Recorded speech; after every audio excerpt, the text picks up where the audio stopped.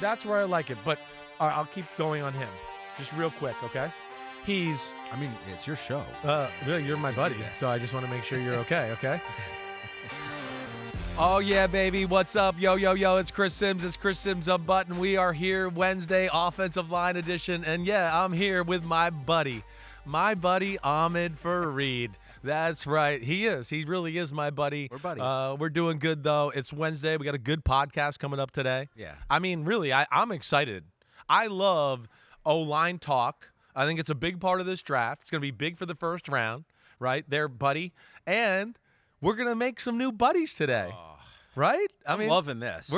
We have an offensive line expert, a Chris Sims Unbuttoned offensive line expert. He's part of the brand now. So who is like an old-time offensive line coach or something? Who are we bringing? The hell with those old guys. We don't need that. We got Orlando Brown Jr. coming in this podcast to join us in about 30 minutes to talk about O-line play, talk about tackle play.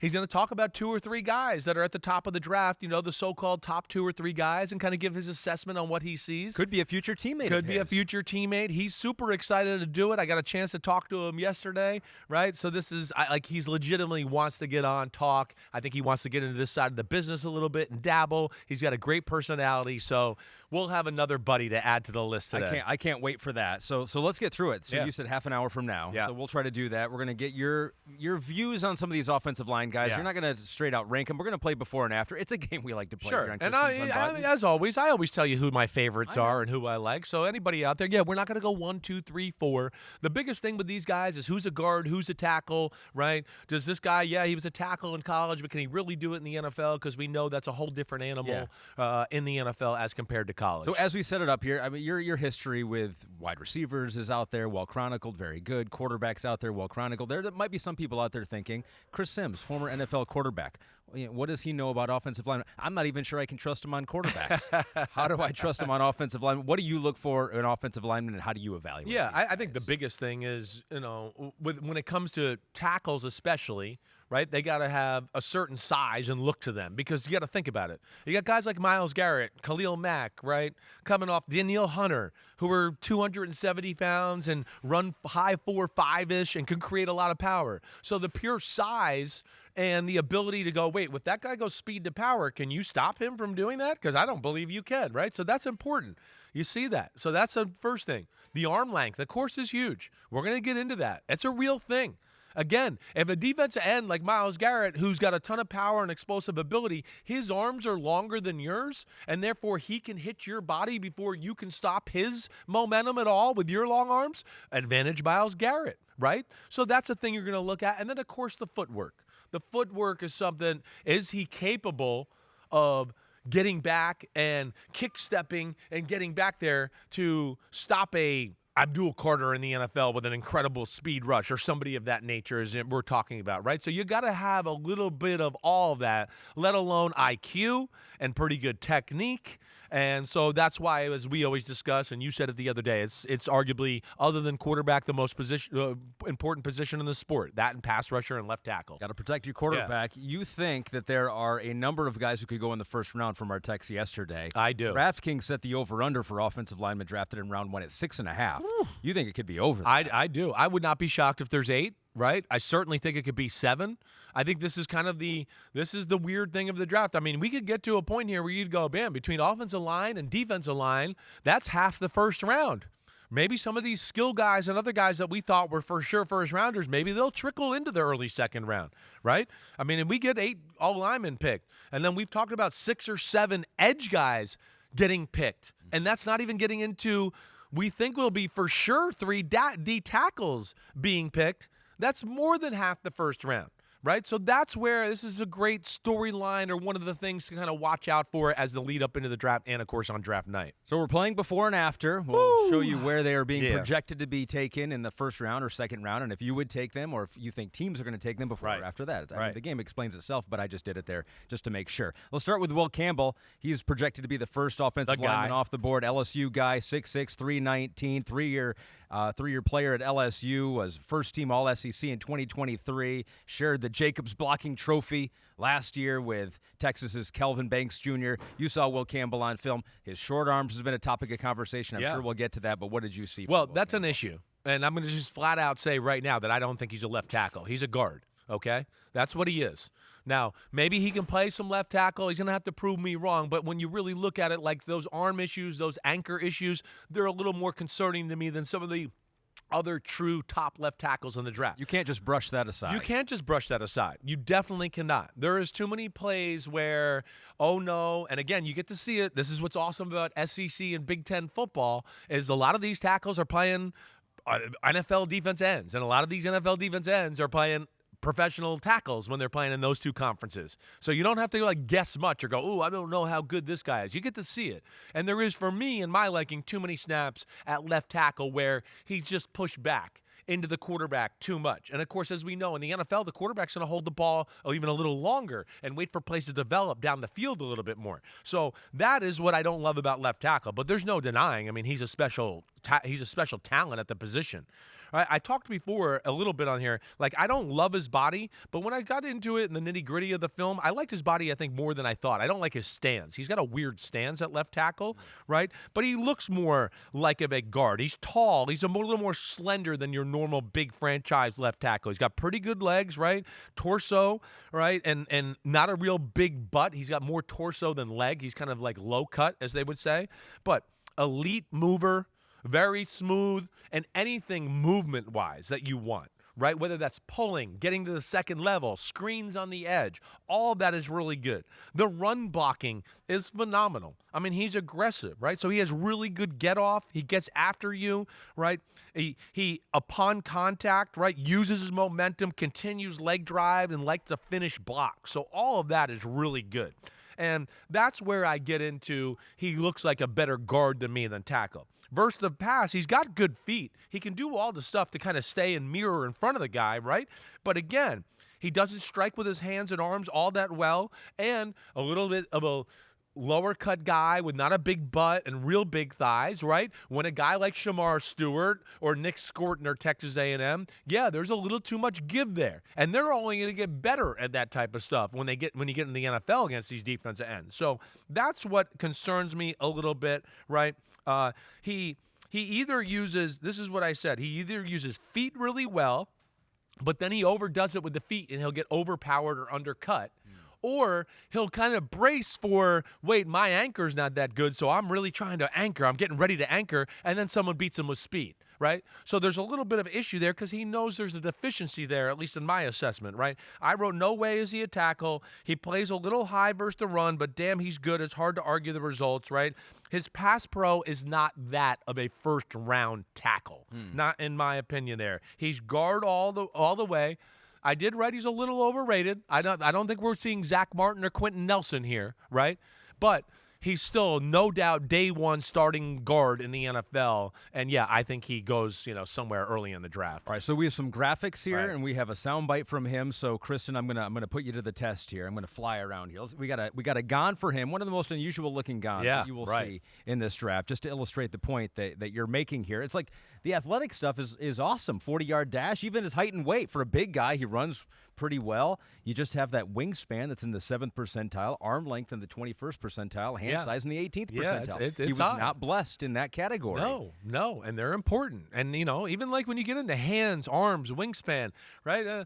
Hey, you've been hit by somebody that's got heavy hands before, right? Or big hands, right? It just, there's a little bit more of a shock. You do it playfully. You do it I'm one of those guys. I was going to say, I've hit you before. I'm considered heavy-handed that way. We measured your arm. So Pete made sure we had a tape measure out here. Right. I measured your arm. Right. What was it, 33 and a half? 33 and a half. So, yeah, I'm more left tackle material than Will Campbell as far as arm length goes. I am not. Pete did 29 and a half You're for me. 29 and a half? Yeah, which is not bad that's not for bad. what I am. You're right. Yeah, You're for right. what I am. So how you measure it, is it right from the AC joint, right? Right from the AC joint here. Go ahead. You can do it. I think my left one would be a little longer.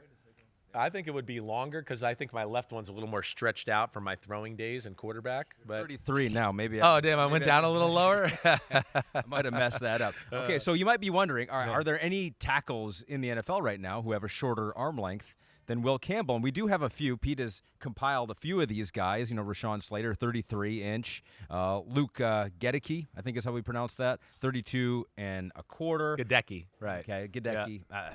Close enough, right? Yeah. That was I really want to answer this and tell this person to be quiet right now, right? But I can't share this, and we can't do that. So yeah. I Doesn't have he NFL know when personnel you tape? people calling me right now, and I want to be like, hey, man, come on, I'm doing work here. They go, hey, when you going to do your offensive line? We might be in the market for one. So what do you say when you see these aren't the longest arm? Penei Sewell going to be one of the best right tackles of all time? You can overcome it. You can overcome it when you have good technique. You know how to strike with your hands the right way, when to use them, have your legs underneath you in the right positions and all that. You certainly can, right? This goes more, though, than against just the arm. See, like again, Rashawn Slater, some of these other guys, right? When I was evaluating them, I knew their arms were a little shorter, but you didn't go away also going, wait, arms are shorter and there's an anchor problem, right? So I think that's a double whammy there right now. And I think that's where, again, how well can he take to the coaching, the technique? He might be able to do all this stuff. And maybe he proves me wrong and others out there, right? But I think that's going to be something that's going to have to be seen at training camp and evaluated there. Let's let him speak for himself here. This is him at the LSU Pro Day regarding his arm length concerns. For 2 years, nobody had any measurements on me, and nobody said anything about my play. So now all of a sudden, an arm length decides if I'm a good player or not. I think it's BS.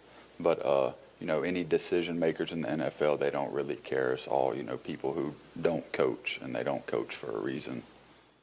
Dang. Damn, he coming in there hard.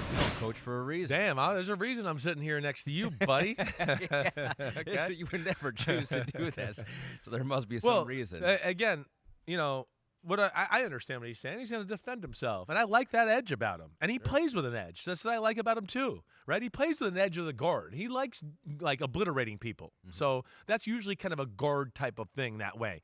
But where I will throw the challenge flag or push back against him is you're playing in college football. This is not the NFL. I'm sorry. It's different now.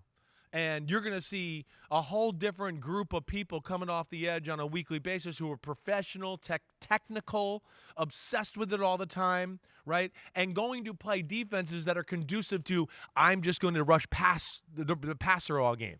Where, again, you could play Texas A&M like we've talked about with defense ends or any of the other teams, and you play a lot of snaps where the guy never really gets wide like they will in the NFL and really get that momentum and speed built up to run into you, right? You can have a bunch of games where you go, we dropped back 40 times. 30 of them were quick passes. A few were play-action pass. And the few that we did have that were drop back, the guy really wasn't that wide. So that's why we're being nitpicky here. This is a real thing. This is not like there is correlation to be, looked at here. But again, yes, there's definitely ones that have overcome it, and you can do that. But you need some other things to go along with it. And I don't think he's just as big and as strong as a human as some of the other guys we have on here that I would say are really good at tackle. So I'm a little surprised. Right now, DraftKings has him as the odds-on favorite to go number 4 overall to the Patriots. Yeah. So we'll say before or after for you, pick 4.5. I'm saying after for you. I'm going to say after. If you were the GM, you would not take him that high. I'm going to say after. Right. And I think, to me, that's in reality. And I think the other reason, you've heard the Patriots want to trade down. Listen, there's old school factions in the NFL that believe you don't ever take a guard in the top 5 or 6. There's a thought like that, right? Like, I don't want to take a guard in the top 10. Right? So I could see the Patriots being one of those teams that go, hey, we'd love to trade down and take them a few spots later, and maybe we could do something like that. But at pick number 4, hey, like Chris Sims said, this isn't Quentin Nelson or Zach Martin at guard. This isn't that. Right? It's damn good. Don't get me wrong. But, I would say after. Okay. There's another guard or tackle, depending on what you see from this guy, who could be going in the top 10. That is the guy from Missouri, Armand Membou, projected top 10 pick in mock drafts right now, was projected round 2 back in January, but his stock has been going up. 6'4", 332, played football, wrestling, and tennis in high school. Guy can move his feet, I guess. He can. What do you think from the tape? I like it a lot. Okay, he's not perfect. Okay. But first off, it's my kind of body. It's the prototype body. It's just a big, unbelievable looking human being, right? Big legs. His arms, they look bigger than 33 and a half, but either way, they're strong looking too, right? There's like, you could see some little muscle definition in it and all of that, okay? He has a great overall look, great legs, great arms, and just a naturally big man look, right? Good athlete, gets off the ball well, good feet, okay? Not great on the run.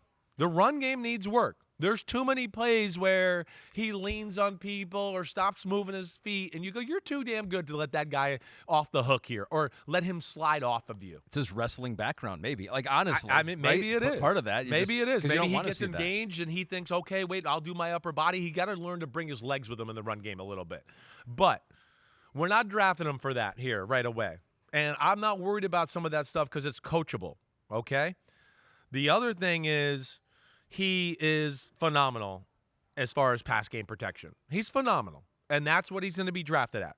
He's a slam dunk when it comes to all of that, right? His pass game protection, he's got an unbelievable base, right? He's the best there is in the draft in that category. Really good feet, good technique, knows how to kick step and keep his foot and body in positions to where he can't be compromised by certain pass rush moves, right? He can stop the speed to power because he's got unbelievable long arms. He does long arms, not as long as maybe we'd like, but they look long, and he can get them on you, and he controls you once he does.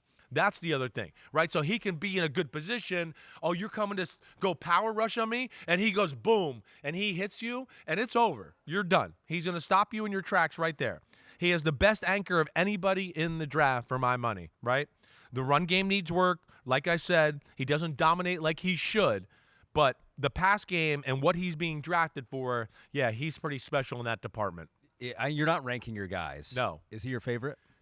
He would be my favorite true tackle, right? My favorite true tackle, this would be the guy. If you want to go, man, we need somebody that can pass protect and help our guy out. We want to throw here, right? He would be the guy I would go with, yes, at left tackle here. I would like to show the mock draft database, our friends over there who have tabulated all this stuff. Like, look at it. How does this happen? So he's like in the 40s, second round pick in January, and then all of a sudden it's like, oh, he hasn't played a game, but enough of the right people have now looked at the tape, and they're like, that is a giant man who moves pretty well, and now he's in the top 10. I think that's what it is, right? And I think sometimes, too, like some of the draft pundits or the graders, they probably grade him low on run game, and they go, whoa, wait, the NFL's not going to like that. He's not good at the run game.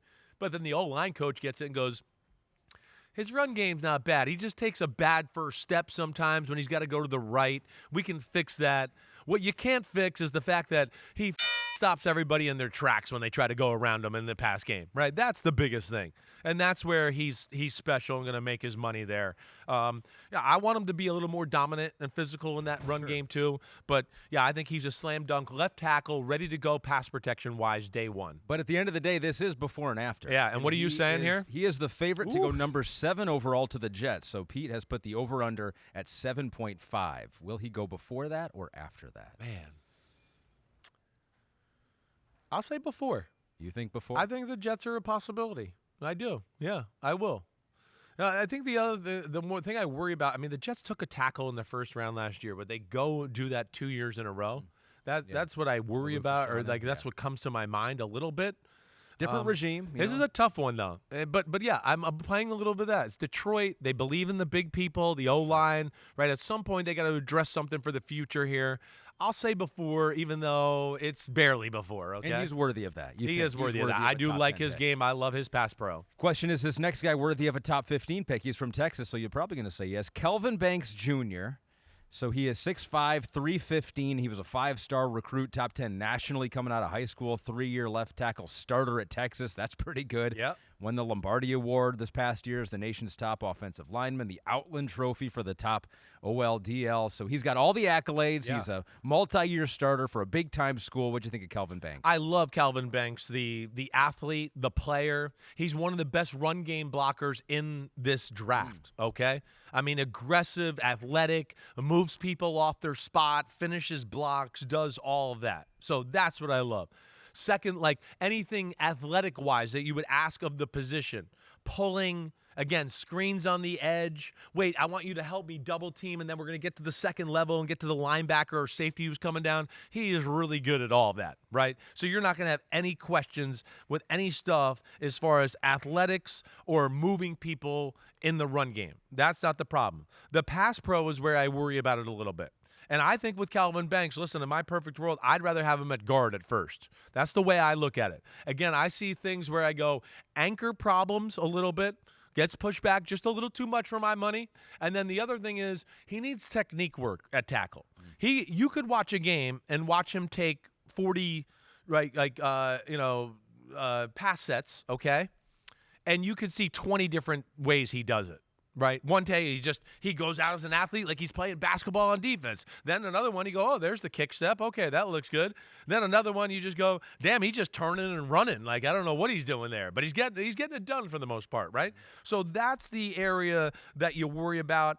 I think he's definitely a first rounder. He reminded me more of a guy we talked about a few years ago from Syracuse, Matthew Bergeron, who got drafted in the first round by the Atlanta Falcons. Yep. More of that. Yeah, he played left tackle in the college. He's got great athletic ability. He could get it done in college, but there's a lot to work on as far as the NFL is concerned. Let's just put him at guard because the one thing we know is he'll match people, he'll move people, and he can do all the movement stuff that you want at the guard position. That's where I kind of see it. And some of these guys, versatility is a plus, right? You can move a guy around the offensive line. It's we don't want him to play him at tackle, but we could play him at tackle. And we get a little work, and maybe we start him at guard, and then maybe we have an injury at tackle, and then maybe he does become our franchise left tackle from there. We've seen those type of stories.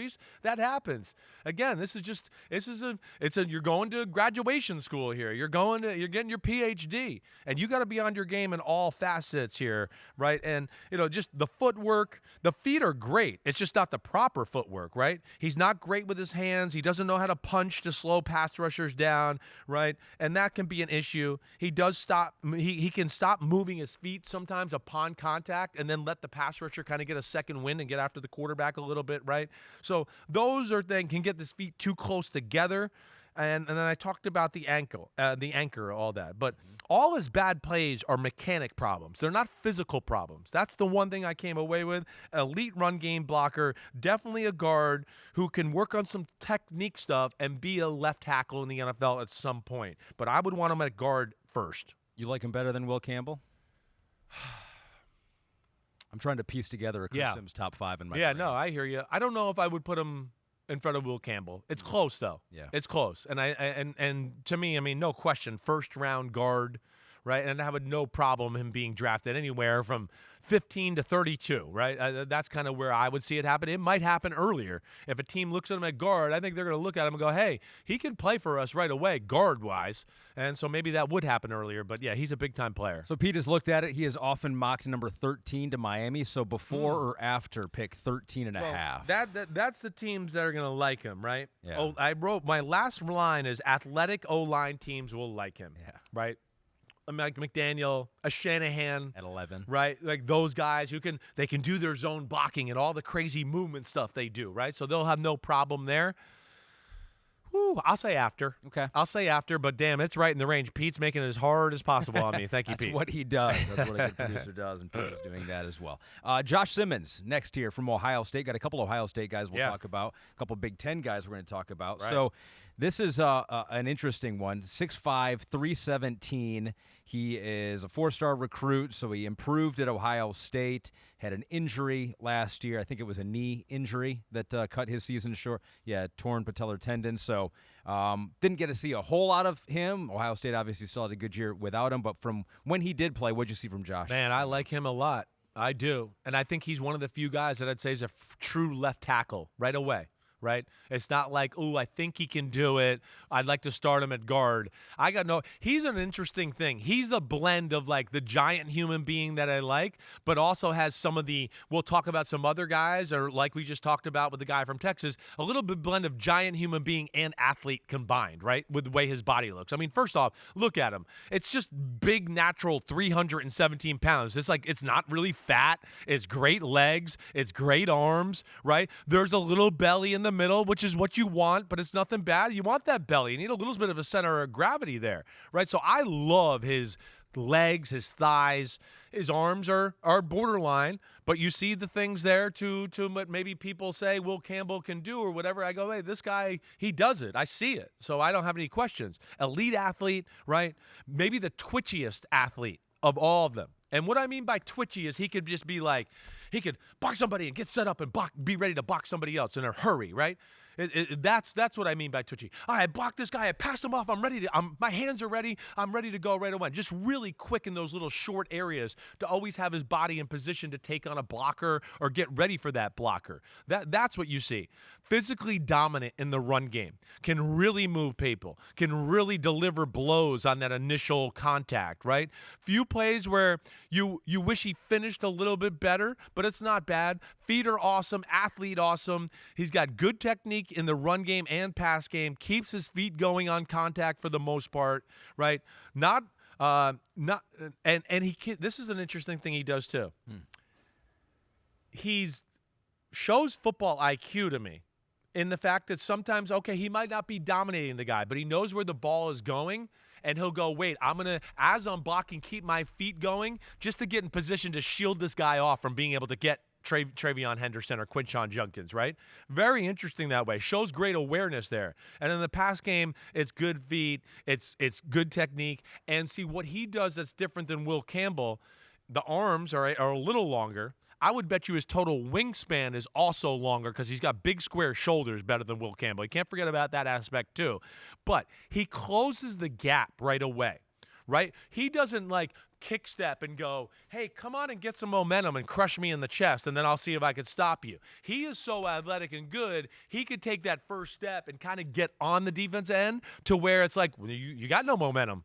Now you got to get to a move. You got to do something because he's on you already. He's blocking you. So that's what I really like. Always got a good base, anticipates the stunts, the twists, right? All that. Doesn't allow for speed to power because he smothers you.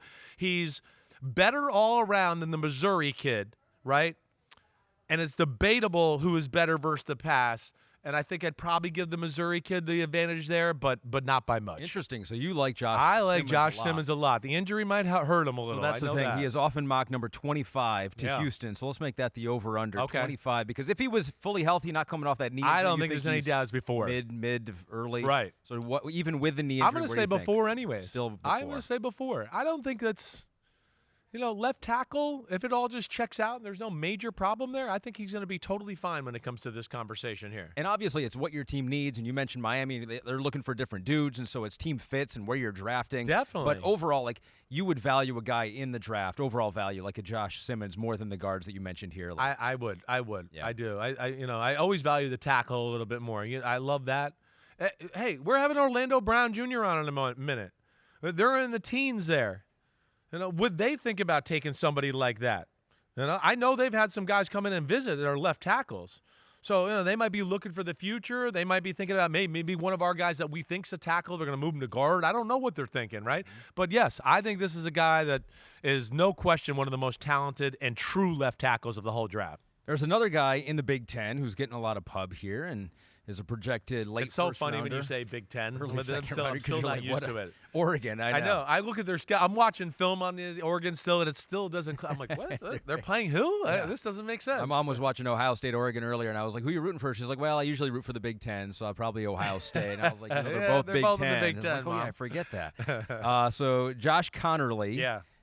We have some B-roll of him, as we call it in the business, video of him at his pro day. So maybe as you're describing what you saw from him, we will see at the same time. Yeah, I think he's a guard. Okay, that's where we're going to start this off right away. He's an elite athlete. A lot of the things that we talked about with some of the other guys already, whether it be Campbell or who was it before that? Kelvin Banks, right? Yeah. Where you like everything about him. The athlete, you have no questions about all that. I just don't think he's big enough or going to be able to anchor against like elite NFL pass rushers. That's the problem, right? It's an elite athlete type of player. Incredible get off, all movement wise. He does everything with ease, right? He's got great feet to mirror the pass rushers and stay in front of them. You're not going to beat him with any quickness or do anything like that. All of that. But by far the most impressive thing was his run game blocking. Dude gets off the ball, delivers blows, moves people, always finishes blocks, right? Leg drive on contact, does all the things we like. Right? I think he'd be an elite guard. Can he play NFL tackles? Yes. I have questions about ability to protect versus NFL caliber pass rushers. He's not a huge guy. He's got good arm length, not great. Doesn't know how to use his arms yet. His anchor does bother me, right? And like I said, the NFL speed rushers, he'll be fine. It's the guys that I go, no, this is a bigger human being coming off the edge. I worry about him getting pushed back and doing that. Again, first-round pick, I don't think there's any doubt, but I think he's more guard than tackle. All right, 6'5", 311. So on the way in, I was listening to the podcast with Nate Tice and his dad, Mike Tice, longtime offensive line coach. His favorite guy to watch was Josh Conerly. And I think a lot of it, he mentioned a lot of it, he was complimenting the offensive line coach over at Oregon, too. So I think a lot of the things he saw, well-schooled They player. are. He's Dan, what the hell's the head coach's name? At Oregon, Dan Lanning. Danny Lanning. I was going to say Henning. I couldn't think of it. Dan Lanning has brought SEC football to the Pac-12, now the Big Ten, right out there, right? It's a totally different look than Oregon teams of the past, where you used to just go, oh, they just got a bunch of fast, quick guys that are small, but they can't really like get into physical battles. Not anymore. What he's done out there, they got big dudes on both sides of the ball. They are very well coached on both sides of the ball up front. Pete, what do you think? Do we have time for one more? Do we need to take a break? I think we can go one more. Okay, we have one more. And instead of just going in order here, let's pick out a guy that Dude, what's a before or after for him? Do you have it? Sorry, late first round? I forgot our whole game here. I'm going to say, I would say late first round. Or not? You think first round or not? I think it's late first round. I think he's somewhere between 20 and 32. That's kind of what I wrote down. Mocked also to Houston, number 31, to Kansas City there too. So we will see on him. Right. I want to pick a guy that you liked, you were passionate about, that you thought was really good of the remaining guys we got, and we'll still talk about the other guys. Yeah. Well, is there a guy you want to give some love to early on in this? I do. Let's do this right here. I'm glad you're doing this because I think the three best true tackles in the draft are the kid from Missouri. I'll let you say his name again. Mbow. Mbow, right? Membou, right? Yeah, you're screwing it up too. You're hanging out with me. I was hoping you wouldn't do that. Josh Simmons from Ohio State, right? And then I think the guy that's being overlooked in this in a big way, Aireontae Ersery from Minnesota.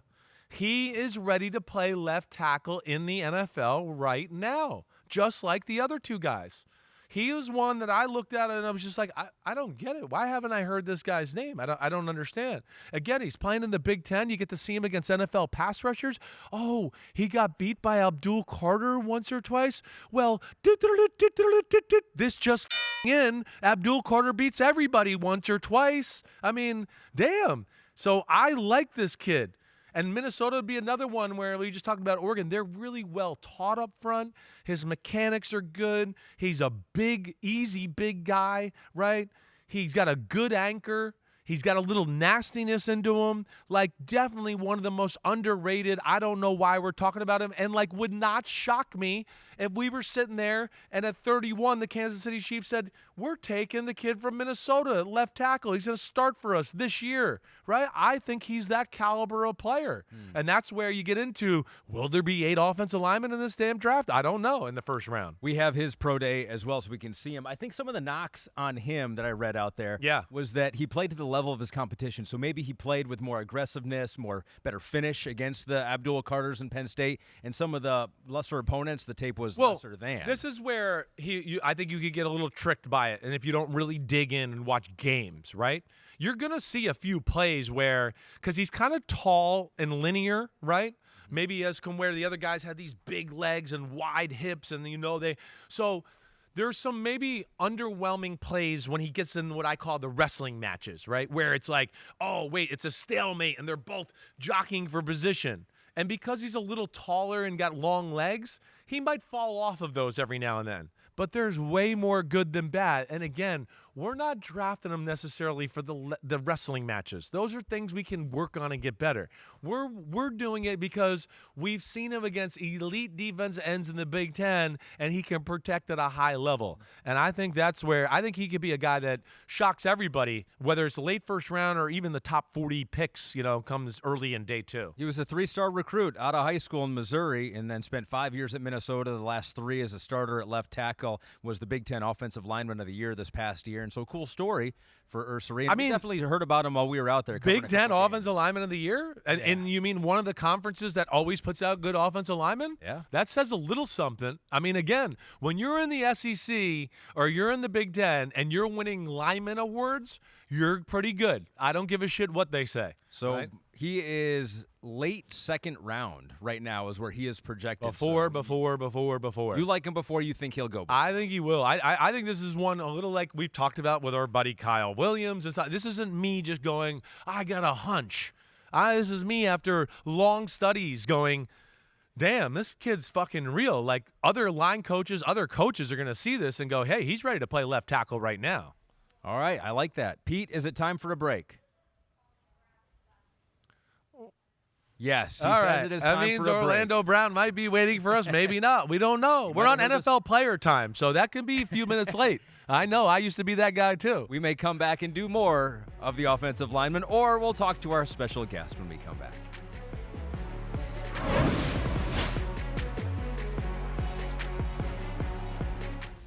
Welcome back, Chris Sims Unbuttoned. We are breaking down the 2025 offensive line draft prospects. Chris Sims, you know a lot about offensive line. They protected you your whole life. They did, except that time I lost my spleen. Nobody protected me that time, all right? That was that one time. You don't hold them I totally know. responsible for That was actually my fault. I held the ball too long, so don't worry. I'm Yeah. just joking when it's all said and done. We're joined by a special guest who I don't think has cost any quarterbacks a spleen ever in his career. Hey, it's the big edition right here, man. It's Yes, it Orlando is. Brown Jr. We got the big boys in. Let's go. This is officially the unofficial offensive line expert for the Yes. Chris Sims Unbuttoned podcast, all right? That's what he is going forward. He didn't know it, but now he is. He's stuck with us. Hey, man, I'm just appreciative for the opportunity. Thanks, man. I can already tell. I mean, I know you're busy during football season, but I feel like we might have our third member of this podcast crew here. I've always followed him, Yeah. right? He went to that other stupid school called Oklahoma, all right? But I've always been a big fan of him. All respect to Oklahoma. They always beat my ass, so don't worry. His father played in the NFL like mine, right? He's got a great story, and I always knew he had a great personality. Full disclosure, we see him at the Super Bowl this year, right? He kind of comes over and we talk and we kind of hit it off. And I'm like, man, I'd love to have you on the pod and talk a little bit. And I think he was willing to get on screen and do that. So here we are, and now we're going to have a little fun. But thanks for joining us, dude. I really appreciate it. Of course, man. I appreciate you having me on. You know what I mean? I love doing this type of stuff. All right, great. All right, so first thing is, all right, you're a giant human being, but have you ever been the smaller tackle on a football team, right? I mean, I think right now, honestly, man, Mims is big as hell. I mean, Mims might be 6'9". I'm standing at 6'8". I mean, last year we had Trent Brown as well, who kind of had me feeling, I guess you could say, more normal than anything. But yeah, I mean, for me, man, I kind of always been the bigger guy. I've been the bigger kid.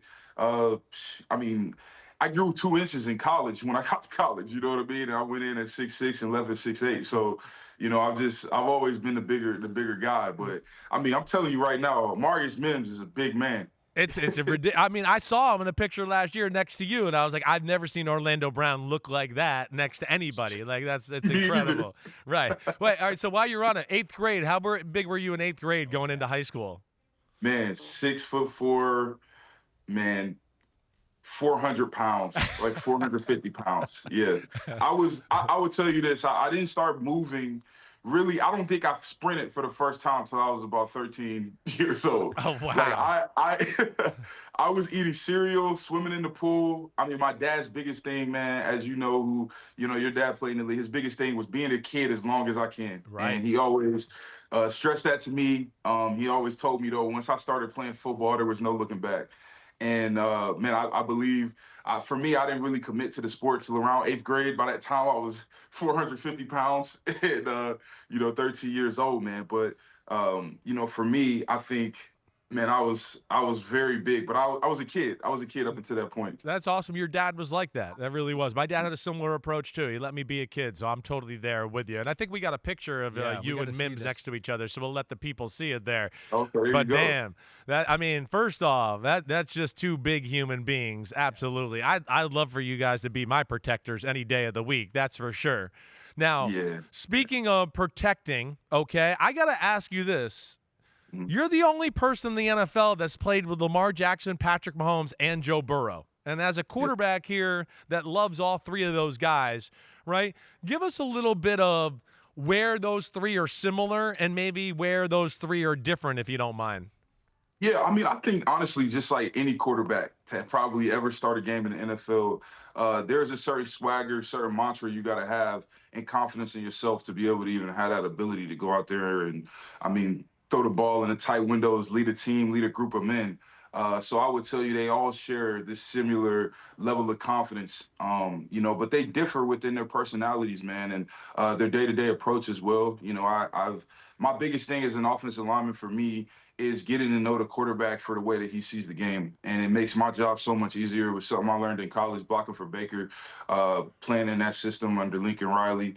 You get a feel for what your quarterback is seeing and thinking. And they all differ, I believe, in their process and approach going into the games. And so I also play with these men at different points in times in their career. You know what I mean? I'm playing with Lamar we come in as rookies. He's in his second year winning an MVP. Our system is rushing for 3,000, whatever yards, breaking rushing records that have been there since the 70s. I go to Kansas City. Pat wins the MVP. We break the most total yards for a quarterback or a player ever with 5,000, and he had 4,000 whatever throwing. So, and I get here with Joe, man, who's going to be winning, his first MVP probably here this year. I've played with these guys at different points. And so the cool part for me is just being able to see that, you know what I mean? And I think, as you know, you play the position. It's in football, we all go through this transition and we cross over the bridge. And, these guys are all, amazing and great and timeless and, the best of our generation. But I would tell you they all are very similar in terms of leadership, mindset, personality, but they differ just in their day-to-day approach. Right. I'm not shocked to hear that. I'm just kind of. How do you have to change yourself as an offensive lineman, offensive tackle? Are you a different player depending on who the quarterback is, Lamar, Patrick? They're so different of quarterbacks with different abilities. How are you different as a lineman with those guys? Yeah, well, I wouldn't say I'm necessarily different. I think, my strengths are my strengths, my weaknesses are my weaknesses, but it's also always understanding the system, you know what I mean? And knowing that, honestly, the NFL is completely circumstantial, in my opinion. And so when you look at guys and you look at opportunities, not discrediting anyone, but, let's just say we give another running back 300 touches in this league that maybe isn't a Saquon Barkley type of name. I imagine that he will bring in not the same production, but similar. And so, for me, I've kind of always taken that approach, man. I've played in the run-heavy system. I played in the pass-heavy system, and for me, I think it's just really just understanding that. And then from there, understanding how the quarterback likes to get out the ball. Like I could tell you with Joe here, he's very comfortable, obviously, with our receivers winning early. So there are times where it may be a 6 or 7 step drop, but that ball's going to get out like a 3-step drop. And just having that feel and understanding how he's going to go through his reads based off some of the route combinations that are being called. Yeah, I'm sure. Yeah. You got Lamar and Mahomes, they might dance back there in the pocket for a little and you got to keep blocking forever. And you're probably looking back like, would you throw the damn ball for me already by now? Exactly. But that's happened a few times. I want to get into a little bit here. Let's get into this draft a little bit, the combine, all that. I want to, first off, you're kind of a trendsetter. Now, I don't know if you started a trend, I think. And we'll go back to your combine because this is where I started sticking up for you as an analyst because I was like, the hell with this 40 time. I watched the film and nobody ever beats the guy off the edge. That's all that matters to me. But you were a guy that projected first round. Maybe were ill-advised at working out at the combine. You didn't have the best performance there. And then it knocked you down. And I feel like you're kind of the poster child for what now agents look at it and go, wait, if he's being talked in the first round and we know the numbers might not be great or give something to question, then let's not have him work out at all. And I feel like you kind of started that, at least in my opinion. But please take us through that whole moment of your life and all the crap you had to go through there.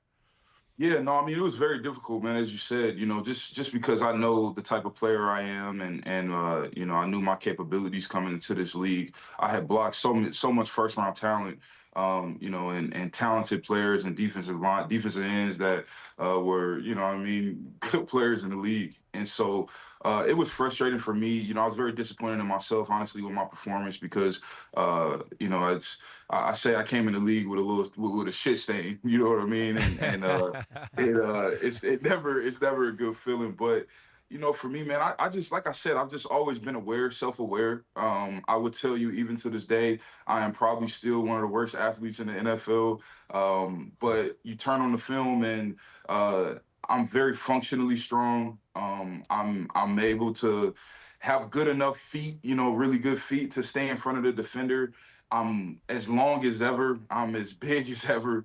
And I got the capability and understanding of football, man. And I think that my IQ is something that really, one of the reasons I believe I was a third-round pick is I feel like my meetings went really well. And, telling you guys straight, every NFL team asked me what I was going to run. Every NFL team asked me what I was going to bench. And I told them, I will be the slowest guy here. And that's not because I'm not a competitor, but, during the draft prep, I think the fastest 40 I ran was a 5'7", 5'6'9". So, I am who I am. And, I was very upfront with NFL teams. I told them, who I was, but I don't regret it, man. I'm glad that I ended up doing the combine. I ended up right at home coming out of college there in Baltimore, man, in a familiar situation. And, I'm going in and we had so much success there as a team. And I got to go there, man, and continue my dad's legacy. You know what I mean? I was very happy to be a Raven, man, for a while. He never made a Pro Bowl, in his career. And I was able to do it twice there. So that was special. It's awesome. It really is cool because we have that debate all the time. It's like you take the film and what the guy looked like against good competition, or you take the numbers and the test. And some of the guys practice for the test, right? They practice just to be good at some of those combine drills.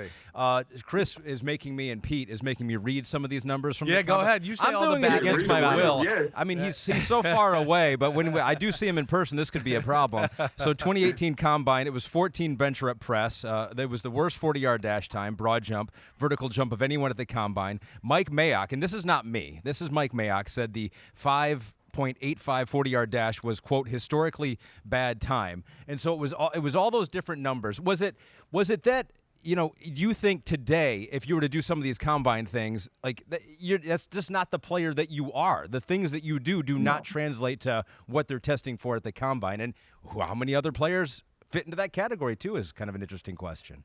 Yeah, to me, man, if I tested today, I'm not saying I would blow those numbers out of the water, but, I'm definitely faster and stronger.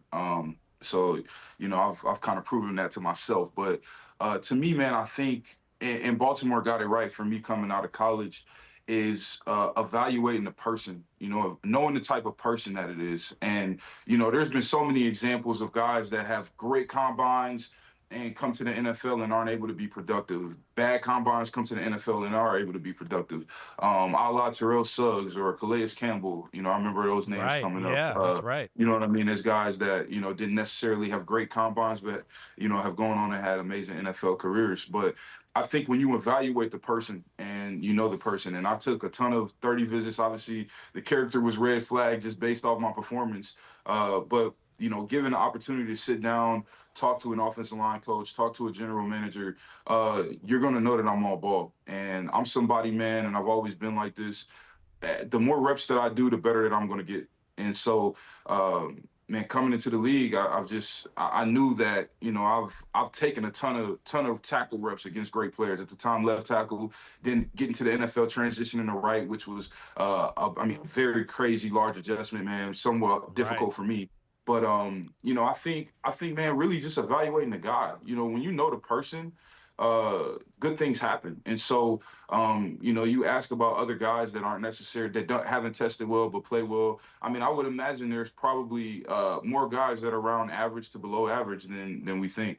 I don't disagree with you there. You're right. Because at the end of the day, especially with your position, 6'8", 345, moves his feet, arms are long as hell, 35-inch arms, right? And that's really all you need to be a great left tackle. Okay, yeah, sure. If you can run a little faster straight ahead, sure, that's icing on the cake. But at the end of the day, you're drafting the guy and this guy to protect your franchise quarterback, and that's what you want him to do, and that's where he's built to do that. So, Orlando, we're going to have you break down some of the guys. I know you looked at film of some of these guys, but first of all, overall, what do rookie offensive linemen that are coming into the league struggle with the most? What is the biggest thing they have to learn going from blocking in college, even some of these big programs, to now in the NFL? What do they got to get better at? Yeah, it's crazy you bring that question up, man, because I spend my time here, my off seasons here in Cincinnati, and so a lot of times I see a lot of these kids coming in on their 30 visits. So I just saw Emory Jones from LSU, I believe, and I had the opportunity to talk to him, and that was a question he asked me as well. And I would tell you, like I told him, the transition from high school to college for an offensive lineman is way harder than the transition from college to the NFL. Okay. Just because you're going from high school, 17 years old, to playing against some of these guys that have been in programs for 4 years, 3 years, 5 years. Coming into the NFL, the speed of the game, especially when you come from an LSU, you come from an Oklahoma and Alabama, the speed of the game is familiar. You know what I mean? You're like, the way that I would describe it, and Ronnie Stanley described it to me as a younger player, is your bowl game is the speed of your regular season game. When you play in those big bowl games or those playoff games, that is the speed of an NFL regular season game. And that's real, and that's the best way that I can relate it to you. And to me, I believe that it's pretty somewhat easier, obviously, for guys that come to the NFL and be successful. What was your thing that you had to learn in the transition, right? Like, was there one thing where you were like, man, when I got to the NFL, I had to start to learn to use, your hands better, or did you have to have a better kick step? Was there something that you felt like there was a big transition from college to the pros, though, that affected your game? Yeah, can you give me a second to this blowtorch guy to stop blowing these leaves real quick? Go ahead, do it. Go ahead. We're going to keep it live and keep it do it, too. He's going to go regular. He's going to go mess someone up. He's going to he probably heard, somebody talking crap about him, like you were just talking crap about him. What if he's coming here? What if he's in the room next door? He's in the room. He's going, what did you say about my combine workout, Ahmed Fareed? How dare you? How many times could you do 225? 0. Say, Orlando, It's interesting to hear him say that about, the college transition. To the pros. It's funny because you were on with Mike today, and you said the exact opposite for skill position guys. It does. I found that way. And even as a quarterback, right? Even though I was at Texas with big people around me, I think it was this defensive lineman that there was, it's 4 NFL defensive linemen? Mm-hmm. Okay, yeah, I know I'm playing Oklahoma, but maybe only 2 of them are on the offensive lineman and some of are in the NFL. Yeah. And the rest of the backups aren't in the league, right? So that's where, as a quarterback, for me, when I got in the NFL, I was like, holy crap, the pocket's so small, because not only are the linemen bigger on the offensive side of the ball, but the defensive linemen throughout are just a more impressive group there. But that was an interesting perspective there from the big guy. Yeah, and what was the question you had for me? I was just saying, the biggest thing. Okay now? The biggest thing, like, you had to learn, or the thing you had to clean up in that transition to college, whether it was like your kick step, your hand work, whatever it was. But what was that thing you just got to Baltimore and you're like, I got to get better here if I'm going to be starting this year? Yeah, well, just like a lot of these, a lot of rookies that you see, we can use Mims, for example, last year. He's always been a bigger guy. He's always been stronger than the dude he's playing against. So you get comfortable with bad hand placement, and you get so comfortable coming from high school to college where you can win outside. You know what I mean? There were so many times, like in college, for myself, obviously we say the man with the hands inside always win on this level.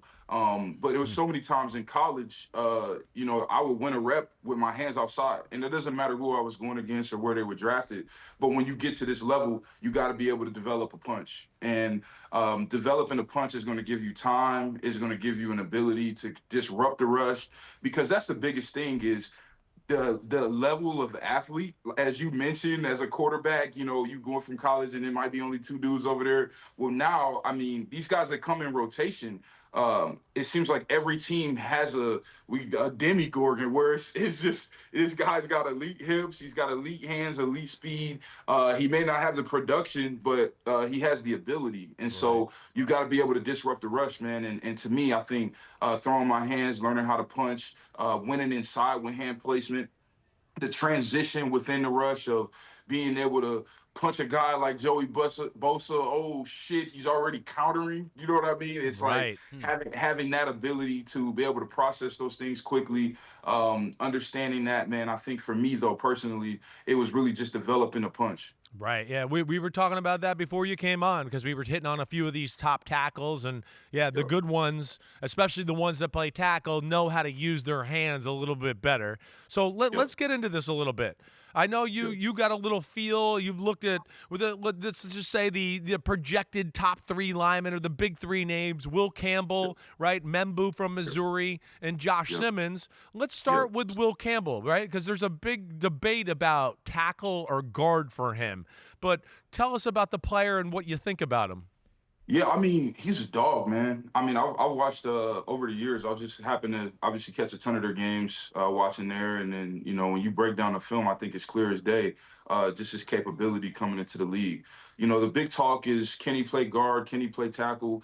I believe the measurables, that he showed are very similar to a Joe Staley type of player in terms of arm length and stuff. And I would tell you, and Joe Staley would tell you too, I mean, he's a Hall of Fame player, but there are times that, due to the lack of length, he may have had some issues against an elite rusher. But that's part of it, you know what I mean? And I believe that a guy like Will Campbell, who has the right mindset, who has, you could tell he loves the game of football, who's physical, who's nasty. Right. Coming to this level, man, I believe that he's plug and play at any position that they ask him to play. But, I remember the great Bill Belichick told me, man, coming out of college, hey, if you've shown that you could play elite level left tackle play at college football, I mean, I believe that the transition, you could do it here in college. I mean, in NFL. So, I believe that, man, he's earned the right, to get that opportunity. How that'll go, man, I imagine that he'll take care of business.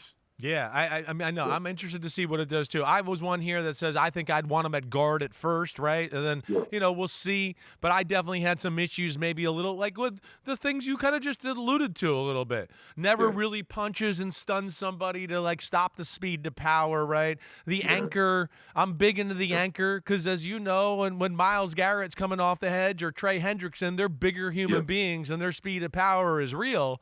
So you got to be big that way.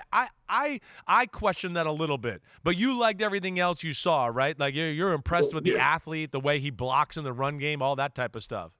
Oh, for sure, for sure. And I would tell you, we look across the NFL and we look at the Pro Bowl list of tackles and we look at all of these guys. It's very rare that you're able to play tackle at a high level without, the 34 to 35 inch arms on this level. And that's the reason that he's been getting so much, shit really is because of the lack of arm length. And not that it's impossible, I do believe that, it's hard, because, we could take Joe Alt, for example, against TJ Watt early on last year. Sometimes that lack of length showed up a little bit, you know what I mean? And is corrected. That can be corrected. Those things can be fixed. But at the same time, the natural intangibles that come with arm length make up for the lack of IQ, athleticism, whatever it may be. You know what I mean? And so, man, I see what you're saying with the guard talk, but, I've seen him play at a high level. So you're cool with it. Yeah, I am. I am, man. I've seen him do it. You know what I mean? It'd be different if he was a left guard, but he's, I've seen him do it. I've seen him play tackle, and he's got tremendous upside. I got you. All right, I hear you there all the way, totally. And I think it's funny you say that because the O-line thing, right? Because like just the arm length. That's where people forget too. Like you don't move your feet as well, or like you said, it's the great savior, as he said. Like you could watch Orlando in a game and go, "Oh, that guy's got the edge on him. He's about to go around him." But Orlando's long ass arms hit him one more time, and he pushes him by Joe Burrow. And even though you might have not had been in the best position, your long arms save you to get out of jail or get Joe out of jail at least, right? Exactly. And so once once you're a guy, obviously with my intangibles, you get a feel and you get a better understanding of how to do it and when to do it and when to use it. But as I told you, man, coming to this level, you got to figure out a way to disrupt the pass rush. Yeah. And so Joe Staley figured it out, and he's not the longest guy, and he's one of the best to ever do it. Right. So it can be done. It can be done. It can Yeah. be done. I looked it up. Joe Staley, 33.5-inch arms. We're talking with Campbell. He was 32 and 5/8, maybe 33 if you trust the pro day one a little bit more. Orlando's 35. I know. And so that is like, go gadget arms. Good over luck. there. Good luck with that. Exactly right. We got a tackle here that has a better wingspan and arm length, and a guy that Chris just liked and talked about a little while ago. That's Armand Membou from Missouri. He's projected to go in the top 10. You've called him a baller already. 6'4", 332. Yeah, a baller. And what else, Orlando? Yeah, I mean, he's a physical football player, man. I think, you've been hearing guard for him as well, too. I feel like, just the whispers a little bit as a guy that can kind of give you all four.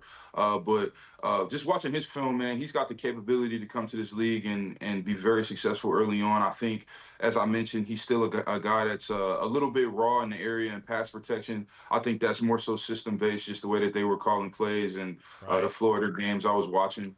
So, it's a little bit different from maybe even a Will Campbell or a Josh Simmons here that we'll talk about here in a second. But in terms of bend, in terms of strength, in terms of finish, mindset, mentality, I really like Mbow, man. He's put it all on tape. He, obviously his movement skills are very special and elite. I think he's a guy, man. Top 10 is very deserving. Yeah, I'm with you too. They asked me a minute ago, like, do you think number 7 to the Jets is a possibility? And I'm like, yeah. I mean, again, the run game stuff, there's some stuff there. I'd go, he could be a little bit better, right? Just lower pads, maybe moving his feet on contact and all that. But like you think I think he's like ready to go pass protecting left tackle right away. Do you see that? I was really impressed with his pass pro. Yeah. You know what? I came away after watching his tape for the first time a few weeks ago. Like, to me, I think where he's very gifted is in his ability to stun the rush. Yeah. And although he isn't using a ton of length all the time, although his hands are outside from time to time, he's playing against elite level players in the SEC, against some really good defensive ends, and he's stonewalling them play after play.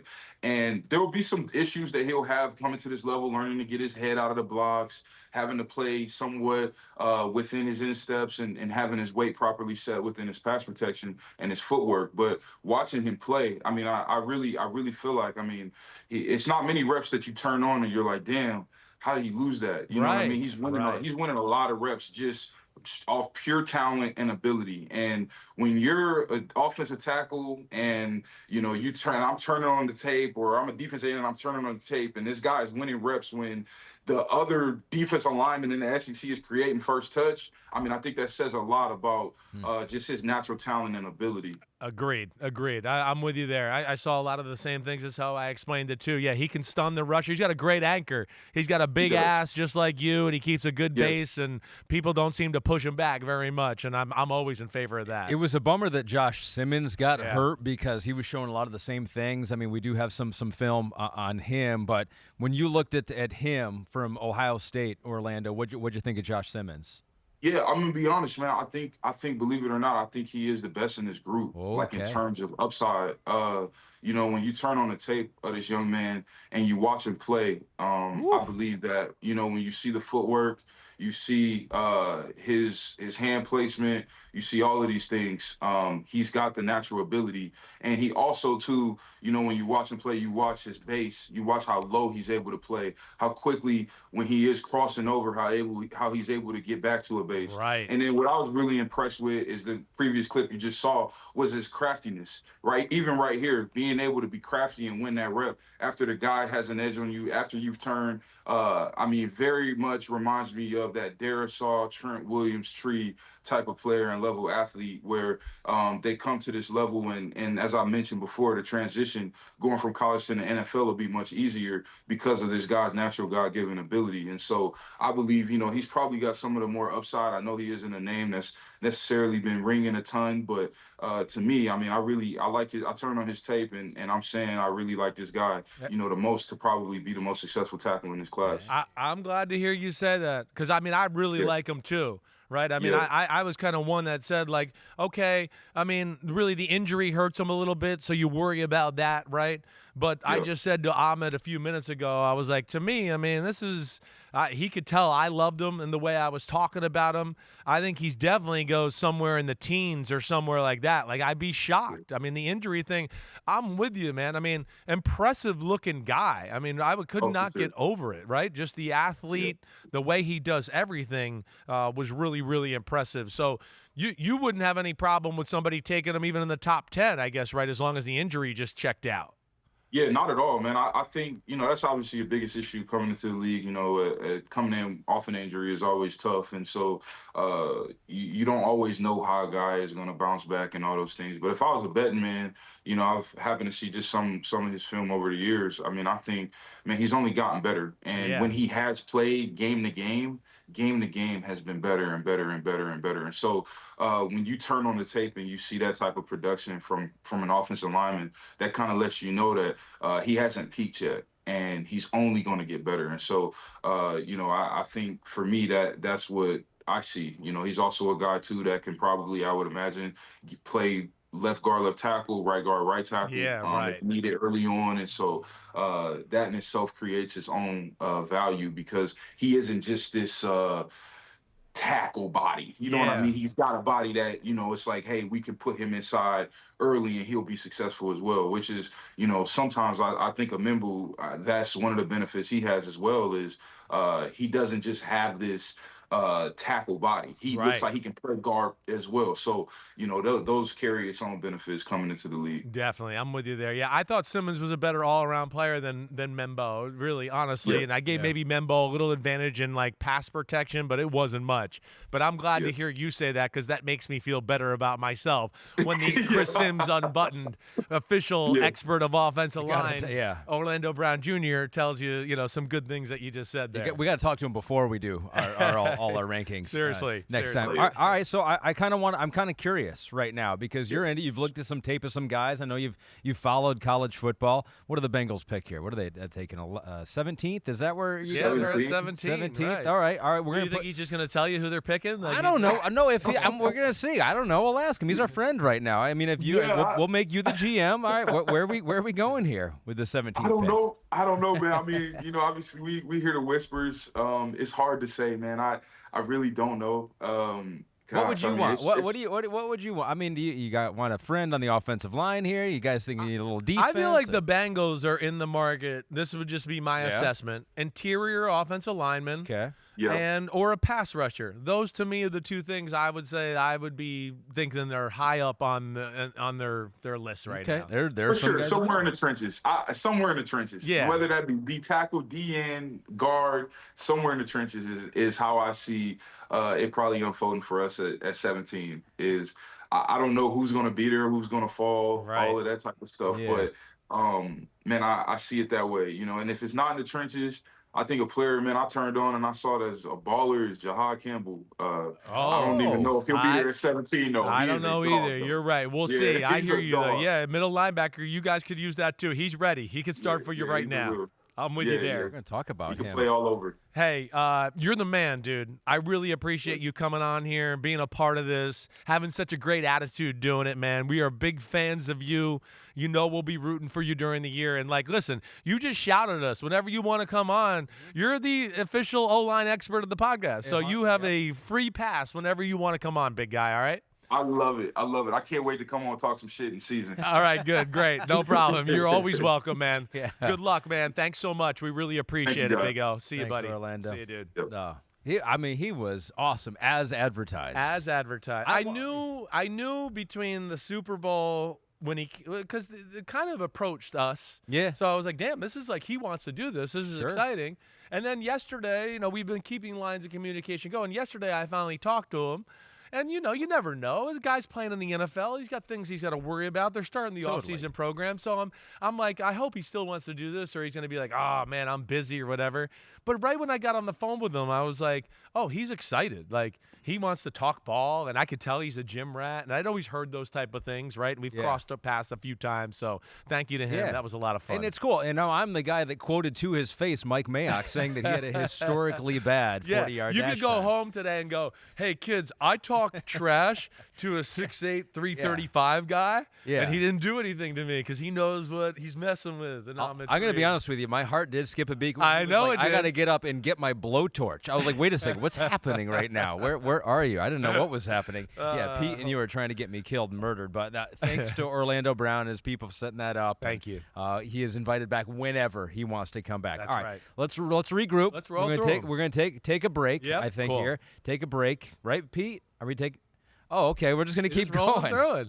I was like, all right, we can keep going. All right, suck it up. I can stay hydrated while you're talking about our next offensive lineman here as we restart here. So our next one's going to be Zabel from North Dakota State. And so not that these guys are in a tier below. We're just kind of going in order here. And this is kind of an interesting guy to talk to with our next guy. Yeah. Zabel, North Dakota State. He is a late first round, early second round pick. One of the more versatile offensive line when you hear guys talk about him. Definitely. He's a guy. Listen, he really, in his uniform as a person, he looks a lot like Will Campbell, right? And I think it's the same type of conversations where, yeah, he can probably play left tackle. And Orlando Brown and Jr. and all the things he just said there, right? You're worried about the competition in North Dakota. You're going, wait, did he really? He never really faces a big-time defense end. But then when he goes to the Senior Bowl and he sees that group there and then nobody can beat him there, you go, oh, that makes me feel a little bit better. But I think ultimately I think he's a big-time guard. I mean, that's really what I look at him for to be. I mean, he's not a great athlete. He fires off the ball. He's violent on contact, right? So that's where I love it. His pad level, I wrote, is really some of the best yet, right? His ability to stay low as he comes off the ball. Hey, that's a thing in the NFL. I mean, you come off the ball and you stand up and get high versus Dexter Lawrence of the New York Giants, he's going to ragdoll you and throw you wherever he wants because now he's going to be underneath you and his hands are going to be all over your pecs and underneath your shoulder pads and he's going to control you. So that's real, right? So he's got all that. Then finishes blocks, enjoys dominating people, right? He plays with a real attitude. Like I thought some of the best attitude out of any lineman I saw in the draft. And that to me speaks to guard too, right? The length I don't think is there, and the anchor again would concern me at the NFL level. But maybe, like Orlando Brown Jr. said, if Joe Staley and you do enough things technically right and do all that, maybe he'll be all right. This guy's going in the first round. Like, this is not even debatable. So we'll do the before or after, first round, Right. end of first round. He's in the first round, and I would be shocked if it's not really before, like, pick 25. Wow. Right? I would think a team like the Bengals at 17, they got two big tackles and big and the other big in Amarius Mims. Yep. Now you put a guy like this on the inside with him, and now you got something in front of Joe Burrow here. So, like, I would think those teams in the teens, early 20s that are looking for interior O-line play, Zabel is your guy. So he has shot up. So around January, he was mocked in the second round, third round. Obviously, the competition that he played. He was versatile when he was at North Dakota State. There you can see the numbers. The stock market is going up. It is into the first round right now. No trade tariffs there? No trade. No, not yet. Maybe that's what happened at the end of January. It was tariffs, just right. for a couple of days, and then we pulled them off. Yeah, it was the Senior Bowl that is what happened, is what Pete is telling me in my ear. You mentioned it as well. I wonder if that's when he got, like, measured and they saw the arm length and stuff like that. But you see here, I mean, that was the kid from Toledo that we just saw him blocking that I like, Darius Alexander, right? You see. He might not be as good an athlete as, like, Conerly or Simmons or the guy Kelvin Banks at Texas, but it's not far behind. Mm-hmm. And yet I would say his ability to fire off the ball and move people at the point of contact right in front of him is as good as just about anybody in the whole draft. Connor Rogers was there, so it's hard to argue there was a bigger winner in the trenches during the Senior Bowl week than Zabel, who stonewalled just about everyone who was in front of him there. The versatility for him, 1 start at left guard, 5 at right tackle in 2022. Yep. 2023, 3 starts at left guard, 12 at right tackle. And then 2024, he goes over to the left side and starts all 16 games at left tackle. You can do that at North Dakota State. That would be the question, right? As the versatility, he was able to do it there. Is he as versatile? I mean, I know it's a skill set, and he's done it, and he's proven it, but... Yeah, it's cool to have, but I think ideally he's a guard. And, yes, it's one of those, like, again, like almost like Orlando said, that's the great thing. We can play him at guard, and we can kind of evaluate tackle stuff, and maybe there's one day where he can play tackle. But I think it starts at guard, and I think at that you have, like, an elite day one starter, where if you have two good tackles and now you got him inside, you start to go, oh, we got some elite people in our offensive line. Watch out. I really like the guy a whole lot. And I think all everybody needed to see was just the Senior Bowl. They just needed to see the level of competition. Like, can he really stop some of these giant big men and move them? Oh, yes, he can. Okay, great. We're good to go. A little bit of an older prospect, turned 23 years old in March. Our next guy turned just 21 on Saturday and is actually a little bit heavier than the last guy we just talked to. Let's go over to Alabama. Yeah. We got Tyler Booker, 6'5", 321, projected late round 1, early round 2. You're noticing a theme with some of these guys. A lot of these linemen could go very early when we're in the barn. No question. So this is a guy who was a 5-star prospect, top 30 national recruit, 3 years at Alabama, and was awesome. I mean, again, it's 6'5", it's 321, it's 34.5-inch arms. Right, it's Alabama. He gets to play against a lot of NFL defensive linemen. You get to see it. It's not really all that hard here with this one. Great, just proportionate, big body type of body. Right, that's what you really like. I mean, the legs I kind of like, right? A good athlete, again, not going to put him in Conerly or Banks level of athlete or Will Campbell. It's not that. It's a little bit more of a big, plotting guy. Yeah, good luck moving me off my spot in pass protection, right? I'm going to lean on you, and when I drive my legs, I'm going to push you no matter how big you are in the running game. So all of that. He doesn't lose much. I'm big into that, and I should say that more, right? He rarely loses. That's big for me because you see too many losses in a row, that starts to get concerning. You go, well, that's only going to become more in the NFL. Mm-hmm. His losses are stalemates, so that's always a positive for me, right? He moves people in the run game, can push people around. Like I said, the stalemate wrestling matches, he usually wins. He's got very good upper body strength, strong arms. The legs and that need to move a little bit better and all that. His feet are good in pass pro. That's where I was really impressed. He's a guy here that, again, I would say is guard, but has some of the measurables and the anchor there where I go, I think he could play tackle if he had to. I do. I think he could. And you get to see that on tape a little bit. So he plays a little high, right? But the technique is pretty good. Teams that like big, powerful offensive linemen, right? Ravens, right? Those kind of teams. Mm-hmm. They're going to love this guy because they're going to go, wait, he's everything we want. And I do think guard is the way to go. D tackles are not going to be able to push the pocket very easily with this guy. And like I said, I think he's a guy that definite guard, but if he goes into training camp and shows he can move his feet pretty good, the people will start to go, ooh, between his length and his big ass and his ability to stop people in the tracks, he might be able to play tackle. I think this is another. All right. Before or laughter? Yeah, first round. We'll just go. I'm going first round. I think he is. I'm a believer, and again, we talk too much on this podcast. There's so many good D linemen in the NFL right now. We see the good teams have 8 good ones. We see the good teams on offense barely have 5 good ones. Right? You can barely, even good teams are like, shit, we only have 4 good ones. We have a weak spot here, whatever. There's not enough good ones to go around. I think these guys are going to be at a premium. I think a lot of these guys are going to go a little quicker than everybody expects to. We have some video of him at his pro day, so we can get some visual evidence of that. PFF also noticed how long he was. He goes, He has excellent pre-snap posture thanks to his long arms. Exactly. He can touch the ground while keeping his back flat. That's what I'm saying. That's tackle type stuff they're talking about there. See, then when you say those type of things you're saying there, I go, that's kind of a tackle.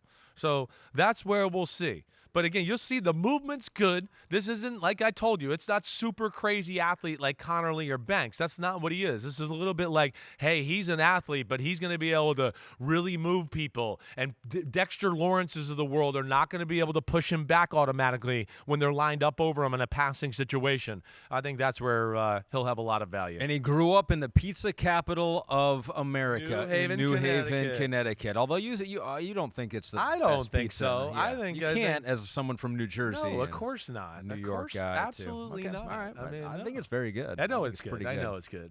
Yeah. It's on a sign. You said to put it a sign is on up. a sign. Oh, they put a sign up. Oh, okay, so if you just put a sign up, it's official, it's huh? It's official. Okay. Yeah. There's no other sign. That I'm going to put a sign in different. front of my house, the best quarterback evaluator in the history of the planet, and then it's just everybody has to go. It's true, and we have to just say that always. Yeah, there's a sign. See how there's a sign that is vandalized on your front yard. Yeah, right.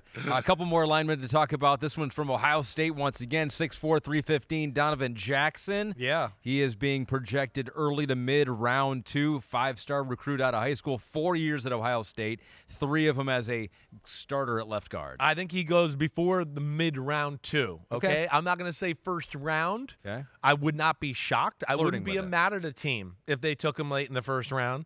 But I think in my heart of hearts, I probably think he goes off the board somewhat early in the first 10 picks of the second round. That's where I would really say it. Another guy, a little bit like the guy we just talked about in Booker, but maybe just a hair smaller of a version here, right? In all areas, just not quite as thick and as big, not quite as tall. The arms are a little shorter and all that, right? He's a little more top heavy than maybe Booker was, right? There's a little more of a belly and maybe not the legs that I always love and all of that, okay? But very good feet for a guard. The ability to move feet and mirror and pass protection's good. He's very smart and adjust and see stunts and twists coming before they get there, right? That's a big thing. You got to, again, that's football IQ. Oh, wait, this guy's moving that way. I should expect somebody might be coming back into my screen. I got to get set up for that, right? So having the ability to anticipate that stuff, that is big, right? He can maybe be a hair quicker in recognizing that stuff, I wrote, but it's still pretty good. The feet are good, runs well as a puller, all the second-level stuff, and has good get-off to really move people on initial contact. Again, another guy, like Orlando Brown says, when you're so big all the time, this is where some of these guys, you can't. I've been able to lean on people my whole life and move them. I haven't had to move my legs and drive my legs, right? So there are snaps like that where you'd go, hey, come on, keep pushing, keep going. Don't let this guy slide off you. But all in all, yeah, I still think this is a starting guard like right away. And he wins the wrestling matches. He never really loses in the run game. And I said all his bad plays are really pass pro at left tackle. And I don't think that's what he's going to be in the NFL anyway. Yeah, I don't know if you mentioned that when Simmons went down, he did play those 9 games exactly over right. at left tackle. Wasn't but some people say he got more comfortable as he played it, which you would assume too there. And so there is maybe some versatility there. But his spot as guard, and you think mid-second round is about right for him. Wouldn't be shocked though. Yeah, exactly. I mean, I think it's top 40 is what I wrote down. So that's kind of where I look at it. We'll go mid-second round for this next before or after. Yep. Arizona, it's Jonah Savaiinaea. Wow, good job. There we go. I felt good about that one. Good. 6'4", 324. He's from the American Samoa. He was a 3-star recruit, so a little under the radar. 3 years at Arizona, was right guard, right tackle, left tackle, right tackle. So another guy who's moved all around the line. Moved all around the line, can do it all, right? I think you do have that flexibility to go, hey, he could be a guard at the very least. I do think he could play tackle, though, this guy here. Okay. I think he does. I think the only thing I question about him with tackle, it's not he knows how to use his arms. He's got a pretty good anchor and do all that, right? His is just going to be, can his feet move well enough? And I think they can. They're not beautiful, quick feet like some of the other guys we've talked about. He's a little heavy-legged, heavy-footed that way, right? But, like, all he needs to be is pretty good at kick shuffle and the kick step and all that. And I found that to be somewhat good, right? Where he's not and he needs some work is if he kicks real hard and somebody redirects, he's a little slow in reacting and changing his direction and all that. But he runs well. He's good in the run game, right? Another guy that's got a little bit of a tendency to lean on people and all that, right? But his pass pro, the way he uses his arm and the great anchor he has, I wish the feet were a hair quicker, but I think he can be a tackle in the NFL. I do. We have his decagon here, Yeah. which is interesting because a lot of the measurables he's above 50 percentile, except for height. So just a little bit of a shorter, even though he is 6'4" and a little over. Isn't that there, crazy? so. 6'4" is short for when you offensive talk about lineman. tackle and offensive lineman in the NFL. Yes, Everything else, he moves well though, and he does. It's good. I wrote 50 to 70. okay. Okay, and there's another again where hey, big people that can play like this. Again, I wouldn't be shocked if he went at 42, 43. Like, I wouldn't be. But I think this is more of a later in the second round type of pick. So for you, it would be after It would be. mid-round 2. It would be. Not much after, but I think it will be after. All right, a couple more guys to talk about. Another one from the Big Ten. Yeah. Shocker. Marcus Bow. Right. It is spelled Mbow, but it is pronounced Bow. The M is silent. 6'4", 303, so a little on the lighter side. And Definitely. we're comparing to some of these other guys. 4 years at Purdue. Another guy, right guard, and then this past year, 12 starts at right tackle. Yeah, he's not a tackle. He's a guard all the way, right? That's the thing you have to realize. And just to say this too, like just because you just said another Big Ten guy. It's the first year I've watched college football since being on this side of the, right, not playing, evaluating, doing all that, where I've gone, I don't know if the SEC is definitely the most dominant upfront conference anymore, right? I mean, the Big Ten certainly rivals it. And, I mean, I think we saw that in the results of what we saw in the college football playoff and all of that. But I just think it's interesting after years and years of, you know me, like the SEC is king. There's nobody that's close to it. They are king.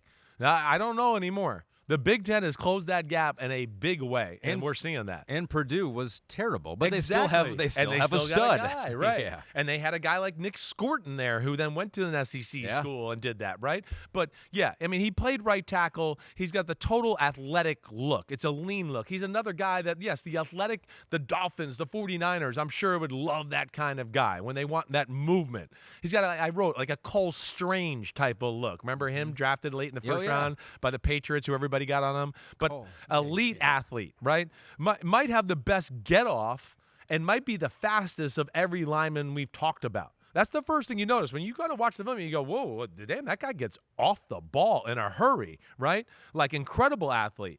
Pole, second level, all of that stuff, it's easier than anyone. I mean, he is really good. But there is no way he can play tackle in the NFL, at least not yet. His technique is all over the place. His feet are all over the place, and I just don't think he's a big enough guy. But if you put him down in the middle and put him at center, I mean, at guard there, for those teams that like the zone blocking and want the more athletic guard, I think he's going to be, catch the eye of a lot of guys here. Early round 3, before or after? I'm gonna go a little before. Yeah. I think he's a late second rounder when all said and done. But Pete's, in the general range there. I wrote 45 to 65. I might be a hair higher on than most. One more guy to talk about. I'm not that familiar with this next one. Yeah. But you went deep. I did. You wanted to go one more. I did. Well, I wanted to make sure we got the guys here on the show that I really think are first-round guys. First, or at least the first, 60 picks-ish, right? Well, this man's projected for round 4, so you've gone above and beyond once again. Anthony Belton for NC State, 6'6", 336. He's a giant human being. He was a no-star recruit out of high school, and he's found his way onto the Chris Sims podcast talking about the top prospects. It's big man look again. Again, it goes back into that type of guy here. Like our Membou in Missouri. It's a similar body and look, except maybe the arms aren't quite as long. Okay, he's not quite as a good athlete, right? But he's still a good athlete. The feet aren't quite great, right? There's a little more of the plotting again and just big, heavy feet, but it's not bad. So all of that, I like the body. It's the big butt. It's wide, too. It's big, square shoulders, right? Has the belly that's just right that you'll like. But, the pass game is where he catches my eye. And again, it's another guy where, okay, the feet might not be there, but the anchor and the arm length really help out to kind of hide that factor. And I don't know if it really matters. Always got a good wide base. Always got always has a good anchor. The legs, the big butt, like I talked about. His ability to mirror is better than people would expect, and it was better than I expected. He can take some wrong steps and be a little inefficient sometimes in the run game and pass game. But I don't look at it and go, oh, there's athletic ability concerns here, right? It's just like, no, when you fire off the ball and you got to go right, your right step has to be the step that leads you that way. You can't have your right foot go backwards and then you try to go right? That's stuff that's like a little bit coachable to me. But his bad pass pro plays are all worried about when he gets worried about the speed rush. He gets worried about the speed rush. He lets his legs get out of position, and then he's got issues there. But he has an exceptional anchor, right? And he's got to learn to kick step a little bit better. I really like him a lot. I love his body. I love his potential. I wish he had a little bit better feet, a little bit better technique, right? But you could have something here. And then if you really dig into it, well, this is what really sold me.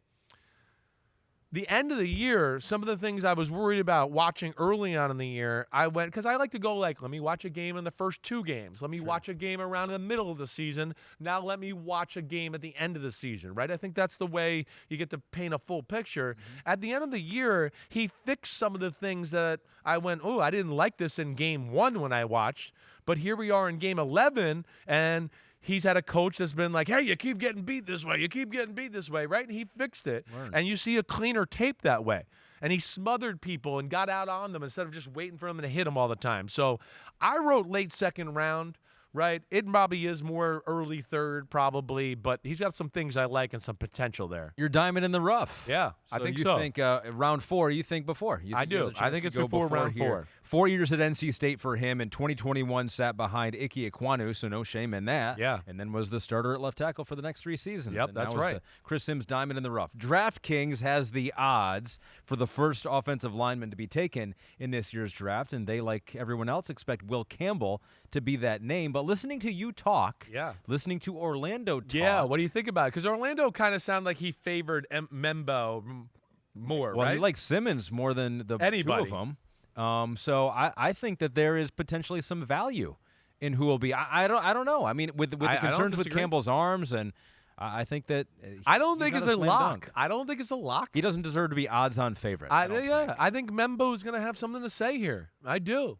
And I mean, when you bring up his name and the first thing that Orlando Brown Jr. says is baller, right? Yeah. Remember that's what he said? I think that kind of tells you. And the body is the NFL teams are going to like his body. So, yeah, I would not be shocked. If you're looking and you got a few extra dollars, like Membou might be the play here if you want to, make something, a grand entrance into your gambling parlays here early in the offseason. Right. And the Josh Simmons things is not a bad thing either. I think the injury is going to hurt him, but, like you've heard both of us say, damn, is he good. But again, there's a lot of great players who are available here. Many of them going to go in the first round. DraftKings Sportsbook, your home for live betting. New customers can bet $5 and get $200 in bonus bets instantly. Just download the app and use the promo code UNBUTTONED when you sign up. DraftKings Sportsbook, the crown is yours. We have done every position except linebackers. And there's only a couple of guys who are talking about going to the first round. Let's talk about 2 here. You looked at both of them. Yep. We're going to do that right after this commercial break. Now I can take my drink finally. of water. Way to get it straight, finally.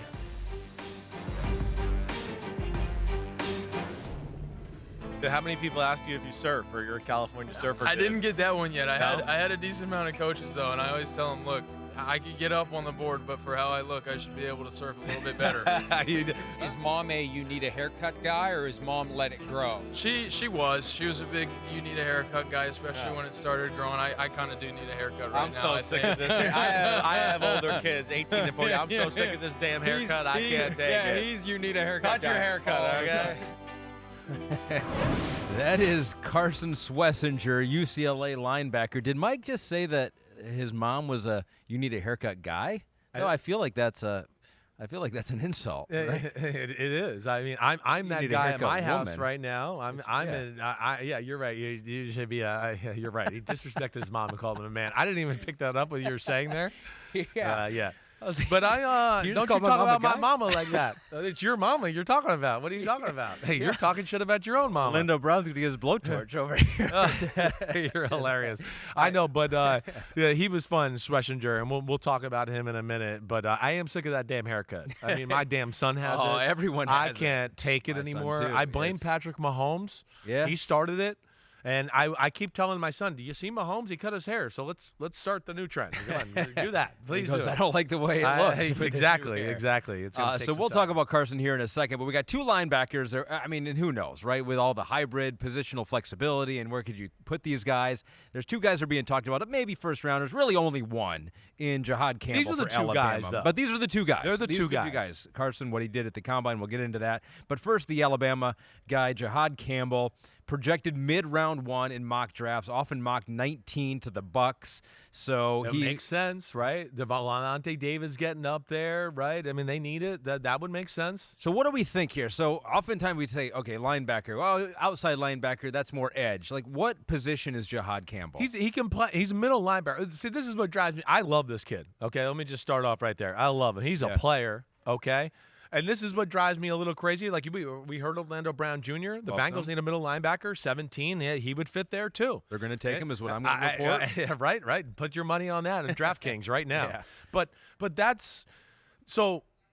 I was telling you before the break here, this is like, to me, he's very, because Jalen Walker, as you know, from Georgia, I think is really like the most overrated guy that's been talked about in the draft process. And I'm not trying to be disrespectful. I just got questions about his game.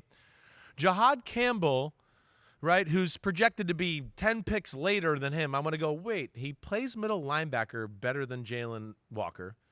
And then when he comes off the edge, I liked his tape better than Jalen Walker's too.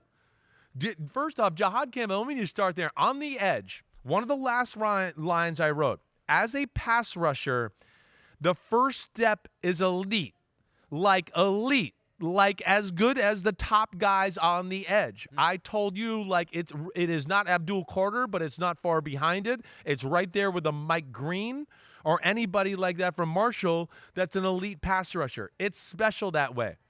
But he's a downhill middle linebacker. He's got the perfect body you want. It's 4.5 in the 40. It's a 1.53 in the 10, which is like as good as some of the top-notch DBs in the draft, okay? So he can run, right?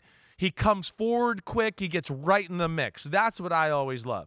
You know, he wants to get in there. The read and recognition looks pretty top-notch in my opinion. The athleticism is as advertised. Fast, quick, twitchy, right? Good loose athlete to avoid traffic and get in there and get his head in and make the tackle right in the box. As we know, that can become a messy situation. Takes on blocks, can win them in awkward positions, does all that. Knows how to use his hands and arms to stun blockers or get off the blockers, right? And then the big thing for me always is zero hesitation. Zero hesitation. The great middle linebackers don't think. They just react and go hit, right? And that is what he has. There's coach, we want you to coach. Hey, Jihaad, we got to run through the wall. Sure, coach. I'm going to run through it. That's what he is, right? So that's where I really like. You know, maybe sometimes goes around blockers a hair too much. That would be one of my negatives. You know, his range sideline to sideline is phenomenal, and he's great at fighting there in the trash, right? So you got to live with that a little bit is what I said. Sure. Right? You're going to avoid some blocks, and they'll say, you go, oh, don't do that. Just take it on. But, damn, then you see 6 other plays where he avoided it and he makes the tackle, and you go, well, that's hard to argue with there, right? He's a damn good player. I think he is a definite top 20 pick. So you think he goes before 19? You would take him before 19? Right in that range. I would say do that. I would say 19 is like the end. Yeah. The end. That's what I'm saying. Yeah, I do. I really like him. And again, I wrote again, I like him so much better than Jalen Walker. It's not even close. So 3 years at Alabama, had a team high 117 tackles this past year. This is what Daniel Jeremiah says about him. I'm not so sure you can't just get to third down, let him kick outside full time, and let him rush. He might get you 10 sacks doing that. See, that's again. Yeah. And that's where I say it out loud. Yeah. Eric, we're going to have that new segment here. Say that out loud. Yeah. Does that talk about the number 19 or the number 25 pick of the draft? No. Right? That's where, again, I keep reading these reports and going, wait, put Jihaad Campbell's next to what we're reading with Jalen Walker, and yet it sounds so much better, but I keep hearing them say Jalen Walker's better. And I want to go, wait, are you listening to what you're saying? It'd be interesting. And now you have an edge who can get you a bunch of sacks, who also has the ability to play in the middle of the defense. It's sneaky Micah Parsons-ish. Yeah. I didn't really realize that was going to be like that. I did not think it was going to be like that. I was very impressed with the player overall. You like him. He's one of the last guys we'll talk about, but he might be one of your favorite guys. He's one of my in the whole faves. draft. And he's got a little Jersey attitude, which I like those Jersey guys because they're all crazy. Yeah, where's he from? Ariel, New Jersey? Yeah. Okay, yep. A little crazy. Yeah, Crazy Town, USA, baby. Last player we're going to talk about is the guy with the hair, Carson Schwesinger out of UCLA, projected mid-round 2 pick in mock drafts right now, was, though, round 3 and 4 in January, and then he went to the combine and was awesome there. I think we have his gon. You measured his gon? His final gon. I didn't do it. Yeah, they do that at the combine. Hands off on this one? I don't do that. I'm not a doctor. But they did all that at the combine, and yeah, he impressed while he was there. He's impressive. Here's his stock market. Oh, yeah. Okay, it's the stock market. So, yeah, look. this is not his gon, but they took his gon into consideration for this. Right. They measured his gong and they were like, his stock is rising. There we right? go. Yeah. Right. So I think that's the thing. Yeah. I mean, listen, these guys usually aren't my cup of tea. I thought I was going to see like a Peyton Wilson from North Carolina State. Sure. Or the kid from Arkansas who went to Denver, Pete Sanders? Sabian, Sanders? the middle linebacker. Yeah, Sanders. Where it's like, yeah, they're good athletes. Drew Sanders, is that Drew it, right? Sanders, yeah. They're good athletes, but they don't play with the physicality I like. Not with my man Schwesinger. No way. Schwesinger, whatever. Yeah. Kamikaze. Okay, he plays kamikaze. All right, that's what I like. Like I wasn't expecting this. First off, he has the look. I mean, great muscle tone everywhere. But like, wow, his legs. I wrote, like, you can see his quads on film. You can turn on the film. You're gonna go. I can see like the definition and thickness in his quad through his pants and for where the pants don't cover. I mean, he is a specimen that way. And then right away, you got to see, you go, this ain't just some athlete. This guy plays the way Chris Sims likes middle linebackers to play. I mean, he can really accelerate, like top-notch accelerate. He has no regard for his body, okay? He's very twitchy and quick, right? He may be twitchier than Campbell from Alabama, I wrote, wow. okay? Which is saying something. His acceleration is right up there with Campbell or any of the guys we've talked about in that fashion, right? The second thing is how physical he is. The dude brings it. I mean, he brings it.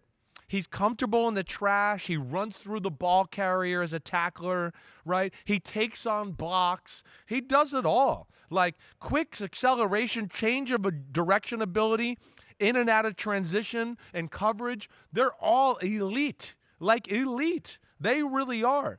He can handle a slot receiver, what I wrote in quarters coverage, where it's like in quarters coverage, a lot of times teams try to spread things out and you can get a one-on-one matchup with the middle linebacker. He's going to be able to move with like slot receivers when they do like, oh, I'm coming at you and then trying to run away from you. He can accelerate. He can stick his foot in the ground and drive on the ball like at a very, very high level. He's a 3-down backer. He's made for the modern day NFL. There's nothing he can't do. I wish he was a little better at getting off blocks, but that's being picky, right? He doesn't play as big as Campbell from Alabama does, like when he's in the box, all right? But I love his play style. He's kamikaze. He's reckless with his body. Incredible athlete, right? And he's better than Campbell at some of the stuff inside the box, right? And he's around the ball all the time. So you like him better than mid-round two. I do. I wrote 25 to 45. So if he sneaks into the first round, you're not like, because these linebacker right positions. It's just like when the Lions took Jack Campbell in the first round a couple of years ago, everyone was like, that's insane. You don't take these middle linebacker guys. But these guys are a little more versatile, even they're Campbell, three maybe. down middle linebackers. And what I would say to that, and you've heard me say this before, when you really get down to it, with a lot of the good teams and the defenses in football, the middle linebacker is a common thing. Mm-hmm. The Eagles had good middle linebacker play, number 1 defense in football this year, right? Yeah, oh yeah, that's right. He was pretty damn good, Zach Bond and everything, right? You get to the New York Jets, the number 3 team in football. Oh damn, they got Quincy Williams and C.J. Mosley. They're pretty good. The 49ers have been good forever, right, with middle linebacker play. The Houston Texans are the number 6 defense. Oh my gosh, they got 3 linebackers with all 3 of them have rockets up their ass, right? The Kansas City Chiefs, we saw when they were winning Super Bowls. It's Belton and Gay, guys that can run, right? So they're great weapons to have. And, I think there's a little more value there than maybe the league is giving this guy at least. So this could be a year for the resurgence. Those positions that have been beaten down, running back, could be 2 guys to go in the first round. Middle linebacker could middle be a couple linebacker, guys too. I got to get farther down the list with the other guys. I've only watched probably about 5 or 6 middle linebackers, but I know clear cut these are the 2 guys that are in the running to be top 60 picks. There's maybe another guy or 2 that could sneak in there, but all in all, they're definitely the ones leading the charge at the position. So you have 8 first-round offensive linemen, maybe a couple running backs. You got a couple middle linebackers. You got a lot of edge guys. We've counted it up. You have 78 players in the first round. It's going to be a long night in the barn. We got 78 first-round picks we got to go through. Yeah. I do think this is a year, though, where I feel like I've written 30 to 60, 25 to 45, 40 to 60, 100 times, and I think that speaks to the depth of the draft. And that's a really interesting thing about this draft because there aren't enough guys in the 1 to 15. No, right? There are not enough guys. That's a little slim pickings there in the top 20, but then when you get to the rest, you're gonna go, this guy's getting drafted in the mid-third round. Yeah. Like in some years, he's the 45th pick of the draft, and he's gonna go instead pick 89, right? Yeah. So that's where I think this draft will be a lot of fun. I really hope everybody enjoyed this podcast. We hit it all. I mean, damn, I'm tired. Yeah. I lost my voice. I'm losing it. You've been going for longer All than even day, this 2 all hours. day. Yeah. But thank you to Orlando Brown Jr. He was awesome. Thank you to you, my buddy. Thank you, my Ahmed buddy, Fareed, my as friend. always. Monday, mock draft time. That's right. And you know where to find us. Subscribe, rate, review, send in your questions. I hope everybody enjoyed the pod. Have a great weekend. Peace out, homies. Clap it up. Clap it up.